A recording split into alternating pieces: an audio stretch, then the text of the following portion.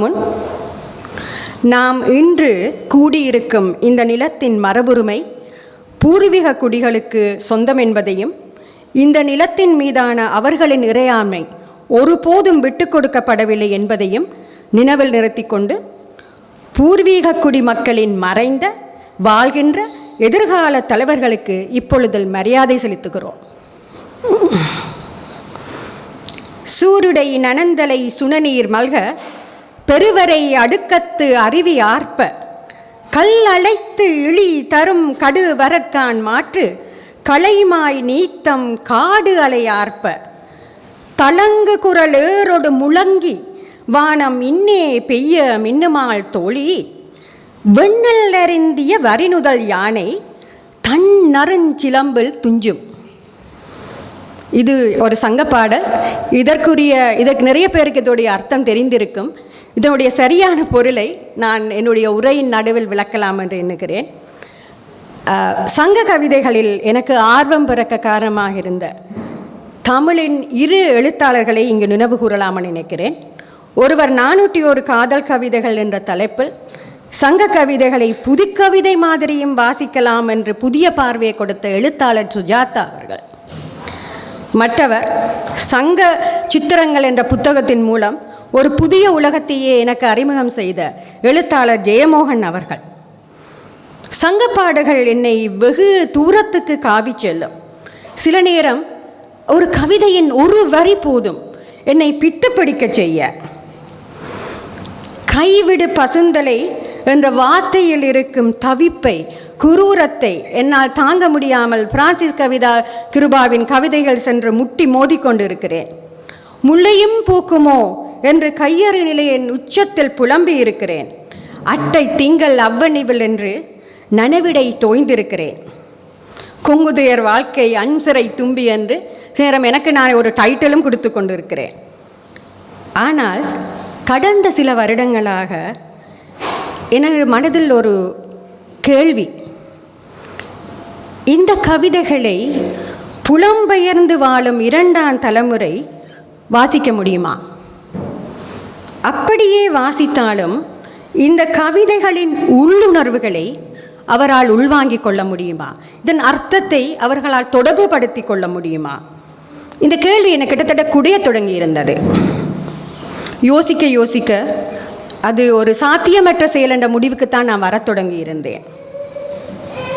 சங்ககால மொழியை விடுங்கள், அதை செயற்கை நுண்ணறிவு, அதாவது ஆர்டிஃபிஷியல் இன்டெலிஜென்ஸ் மூலம் அவர்கள் சரி செய்து விடுவார்கள். உலகின் எந்த மொழியையும் நாங்கள் எங்கள் மொழியில் இப்போது வாசித்து கொள்ளலாம்.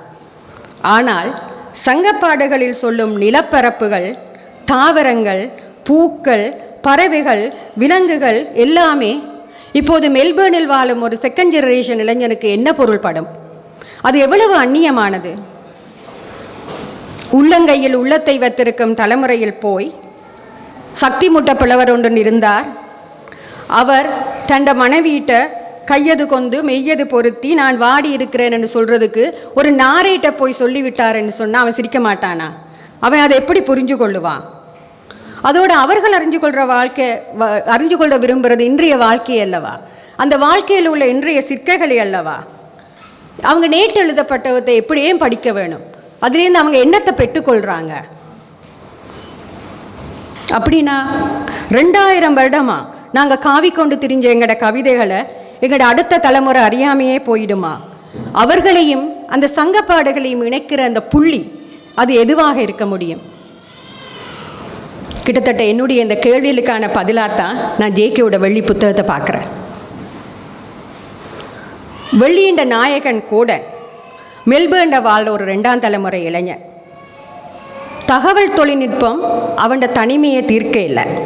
சொல்லப்போனால் அப்பாட இருந்து அவன் உறவை இன்னும் விளக்கத்தான் செய்யுது. விவாகரத்துக்கு பிறகு வேறொரு மணந்த அம்மா வேறு நாட்டுக்கு போய் வாழ்த்து மட்டும், பிறந்த நாளுக்கோ மற்ற நிகழ்ச்சிகளுக்கோ வாழ்த்து மட்டும் அனுப்பும் ஒரு அப்பா, ஒரு சிறு மனவிரிசில் இது போது இவ்வளோதான் எங்களோட வாழ்க்கை என்று பிரிந்து சொந்த ஒரு பெண் தோழி என்று அவனுக்கு எங்குமே ஒட்ட முடியலை. அவனுக்கு அறிமுகமாக இருக்கிறது, அவனுக்கு கிட்டத்தட்ட ஆறுதலாக இருக்கிறது அவனுடைய தாத்தாவும் அவர்களால் அறிமுகம் செய்யப்பட்ட தாத்தாவை விட ஒரு பழைய தமிழ் மொழியும் தான். அந்த தமிழ் கொடுத்த சங்க கவிதைகளும். அவனுக்கும் அந்த கவிதைகளுக்கும் பெருசு நடுவில் காலம் என்ற ஒரு பெரிய திரை இருக்குது. அந்த திரையை விளக்க முடியுமா? ஆனால் ஜேகே இதில் என்ன காட்டுறாருண்டா, விளக்க தேவையில்லை. அந்த ஆர்டிஃபிஷியல் இன்டெலிஜென்ஸ் ஒரு சின்ன துளையை போட்டு இந்த திரைக்கால நீங்கள் சங்க காலத்துக்கு போயிட முடியும். அப்படித்தான் கோடன் ஒரு ஒரு ஒரு சின்ன துளைக்கு மூலம் சங்க இலக்கியம், சங்க நாடு என்ற ஒரு சங்க காலத்துக்கு போய் சேர்றான். அங்கே வெள்ளி என்ற ஒரு கவிதை உணர்வும் மனலும் உடலும் உறுதியான ஒரு சங்க காலத்தை பெண்ணை பார்க்குறான். பார்த்ததும் காதல், செம்புல பெயர் நீர் போல உள்ளமும் கலந்த ஒரு காதல். வெள்ளிக்கும் கோடனுக்கும் இடையில் நடக்கும் இந்த காதலும் கவிதையும் சேர்ந்த கொண்டாட்டமும், கோடன் அவன் கால் பதித்து இப்போ இருக்கிற நிலத்துக்கும் அவன் வாழ விரும்புகிற ஒரு காலத்துக்குமான ஒரு போராட்டமும் அதுக்கு இடையில் அமைகின்ற ஊடாட்டமும் தான் இந்த வெள்ளியோட கதை. இங்கே இந்த சங்க காலத்தில் வந்த அந்த நிலவு இருக்குல்ல, அது இங்கேயும் வருது, எட்டி எட்டி பார்க்குது, புன்ன மரமெல்லாம் பேசுது.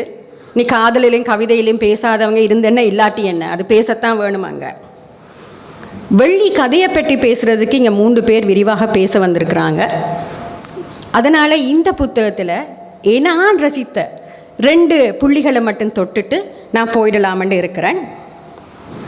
ஒன்று, இந்த வெள்ளி என்ற கதாநாயகியோட நிறம். ஜேகேட மொழியில் சொல்லணுமெண்டா, இந்த பிரபஞ்சத்தின் அத்தனை நிறங்களும் கருப்பிலே ஆரம்பித்து கருப்பிலே முடிவடைது போன்ற கருப்பு அழகி அவள். சாரி, அழகு என்றால் வெள்ளை தான் என்ற ஒரு உணர்வு, ஒரு நினைவு எங்களுக்குள்ளே எப்படியோ பூந்து கொண்டிருக்குது. அது ஒருவேளை ஆண்டாண்டு காரணமாக நாங்கள் அடிமைப்பட்டிருந்தபடியாக வாழ்ந்த ஒரு தாழ்வு மனப்பான்மையால் வந்ததோ தெரியல. நாங்கள் அழகை சொல்லிக்கே அவள் நல்ல சிவலை அப்படித்தான் ஒரு ஆளை பற்றி அகலை பற்றி நாங்கள் சொல்லுவோம். ஆனால் ஜேகே அதை உடைச்சு இங்கே அவட கதாநாயகியை ஒரு கருப்பழகியை கொண்டு வந்துடுறார். கிட்டத்தட்ட நாங்கள் இவ கருப்பாக பிறக்கையிலையோ அப்படின்னு சொல்லி மற்றவங்களை கவலைப்படுத்துகிற அளவுக்கு ஒரு கருப்பழகி அவள். எங்களை மாதிரி கருப்போட சால்பில் நன்றிகளும் கூட ஜேகேக்கு. 2வது, வெள்ளி நீங்கள் இந்த முகர கூசுற அனிச்சமோ இல்லாட்டி காத்தடித்தா இடனுடங்குற அந்த மெல்லியலாலோ கிடையாது. அவள் உடலும் உள்ளமும் உறுதியானவள், கவிதை உள்ளம் கொண்டவள், ஆனால் உறுதியானவள், இரும்பு கொல்ல வேலை செய்யும் சுய தொழில் செய்பவள். அவளோட கைகள் இந்த கவிதையில் போடுற மாதிரி பஞ்சு மாதிரி கைகள் எல்லாம் இல்லை நண்பர்களே. அது இரும்படித்து பழுத்து காய்த்தேறிய கைகள். சங்க காலத்து வெள்ளியை பாரதியின் புதுமை பெண்ணாக காட்டியதுக்கு ஜேகேக்கு மீண்டும் நன்றிகள். இந்த 2 வித்தியாசமான தருணங்களையும் நான் கோடிட்டு காட்டி மீண்டும் செல்ல விரும்புகிறேன். நான் மீண்டும் என்னுடைய கேள்விக்கே வருகிறேன்.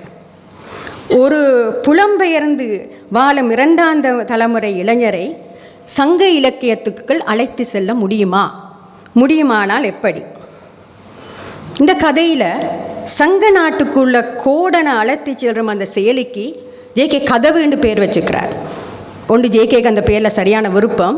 ஆனால் ஜேகே சும்மா பேர் வைக்கிறதில்ல, அவர் பேர் வைக்கிறதுல மன்னன் யோசிச்சு தான் வைப்பார். அந்த கதவு என்ன என்றதான் என்னோட கொஷன். நான் நினைக்கிறேன் அந்த சங்க காலத்துக்குள்ள கோடனை அழைத்து சேர்ந்த அந்த கதவு மனித குலத்துக்கே உள்ள ஒரு ஆதாரமான உணர்வு. அது தனிமை.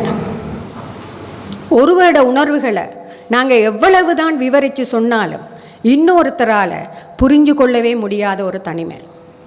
அது அண்டையிலேருந்து இன்றைக்கு வரைக்கும் இருக்கிற ஒரு தனிமை. சேர்ந்திருந்தாலும் தனியத்தான் இருக்கிறோம் நாங்கள். எனக்கு பிடித்த லாஹிரி என்ற ஒரு ஆங்கில எழுத்தாளர் சிறுகதை ஒன்று இருக்குது. அதுக்கு பேர் இன்டர்பிரிட்டேஷன் ஆஃப் மெலடிஸ். சொன்னால் நோயை துன்பத்தை மொழிபெயர்த்தல். அந்த கதை பிடிச்சதை விட எனக்கு அந்த தலைப்பு பிடிக்கும். ஒருத்தட்ட நோயை, துன்பத்தை, தனிமையை, என் காதலை, தாபத்தை கூட இன்னொருத்தருக்கு சரியாக மொழிபெயர்த்து விட முடியுமா? இன்டர்நெட், இமெயில், வாட்ஸ்அப், சாட் என்று எத்தனை விதமான தொடர்பாடுகள். ஆனால் இவை இத்தனையும் இருந்தும் இந்த எங்களுக்குள்ளே எஞ்சிற இந்த தனிமை உணர்வு எதற்காக? இவை எல்லாம் இருந்தாலும் எங்களோட உணர்வுகளை மிகச்சரியாக எங்களுக்கு மிக வேண்டியவர்கள் எங்களால் கடத்த முடியாமல் இருக்குது. ஏன் அவங்கள புரிய வைக்க முடியாமல் இருக்குது? முடியுமென்றா ஏன் இவ்வளவு பிரிவுகள், மனமுறிவுகள்? அந்த தவிப்பு உணர்வு, நான் சொன்ன இந்த தவிப்பு உணர்வு அற்புதமாக வெளிப்படுற கவிதை தான் நான் முதல்ல சொல்லினது. அந்த பாடலோட பொருள் இதுதான். இது ஒரு பெண் தன்னை தோழிக்கு சொன்னதா ஒரு கவிதை. அவள் ஒரு மலையை பற்றி சொல்கிறா.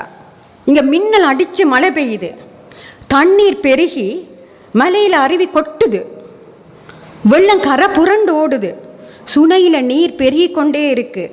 ஆனால் இந்த யானை நல்லா சாப்பிட்டுட்டு ஒரு சந்தன காட்டுக்கு படுத்து தூங்குது.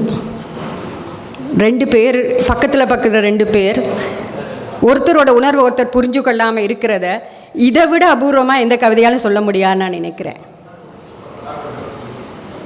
கோடன் போன்ற ஒரு இளைஞருக்கு இந்த 2000 ஆண்டுகள் பழைய இந்த கவிதை தாரது அதுதான் நான் நினைக்கிறேன். அன்றிலிருந்து இன்று வர தொடரும் அந்த தவிப்புக்கு புதிய அர்த்தங்களை நாங்கள் உருவாகி கொண்டே இருக்கலாம். மொழி உயிர் துடிப்போட புதிய அர்த்தங்களை கொடுத்து கொண்டே இருக்கலாம். இந்த கவிதைகள் பண்பாட்டிட சொல்லப்படாத இடங்களை நோக்கி கொண்டு செல்லக்கொண்டே இருக்கும். வாழ்க்கையை எங்களால் நுட்பமாக புரிஞ்சு கொள்ள முடியும். எங்களுடைய மன ஆழத்தையும் அது ஒரு கனவு மூலம் இன்னும் ஆழம் செய்யக்கூடியதாக இருக்கும். மொழியை கிட்டத்தட்ட ஒரு கனவு மொழியாக ஆக்கிறது தான் கவிதை. தண்ட கனவுக்குள்ள, தண்ட ஆழ் மனிதனுக்குள்ள எது எங்களை கொண்டு செல்லுதோ அதுதான் கவிதை. அது ஒரு கருந்துளை. அந்த கவிதை வழியாக அவன் ஒரு பெரிய வழிக்கு கொண்டு செல்லலாம். அங்கே இந்த இளைஞர்கள் தங்களுடைய தவிப்பை மீள கண்டுகொள்ள முடியும். வெளியில் கோடன் செய்தது போல. வணக்கம்.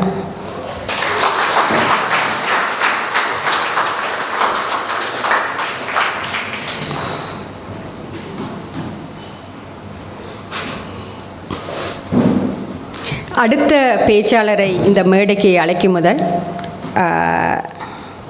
2 இம்பார்ட்டன்ட் ஹவுஸ் கீப்பிங் ரூல்ஸை சொல்லலாம்னு நான் நினைக்கிறேன். ஒன்று தயவு செய்து